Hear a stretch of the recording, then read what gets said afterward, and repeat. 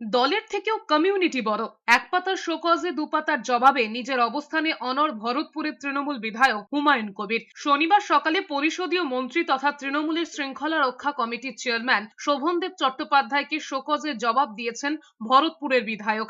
জানিয়েছেন তিনি কোনো শৃঙ্খলা ভঙ্গ করেননি, তাই ক্ষমা চাবার কোনো প্রশ্নই নেই। তার কাছে জাতিসত্তা আগে। শুভেন্দু অধিকারীর চ্যাংদোলা মন্তব্যের পাল্টা ঠুসে দেওয়া হবে বলে সময় বেঁধে হুমকি দিয়েছিলেন হুমায়ুন কবির। তারই মন্তব্যের জেরে তাকে কারণ দর্শাতে বলে তৃণমূলের শৃঙ্খলা রক্ষা কমিটি। বিধায়ককে 24 ঘন্টার সময় বেঁধে দিয়ে জবাব দিতে বলা হয়। হুমায়ুন কবিরকে ফোনও করেছিলেন শোভনদেব চট্টোপাধ্যায়। হুমায়ুনের দাবি, তার 10 মিনিট 29 সেকেন্ডের একটি বক্তব্যের মধ্যে মাত্র 31 সেকেন্ডের একটি নির্দিষ্ট বক্তব্যে তৃণমূল দলের ভাবমূর্তি নষ্ট হয়েছে বলে তাকে জানানো হয়েছে। ফের হুঁশিয়ারি দিয়ে বলেছেন, শুভেন্দু অধিকারীর মতো বিজেপি নেতারা আক্রমণ করলেই পাল্টা চ্যালেঞ্জ করবেনই।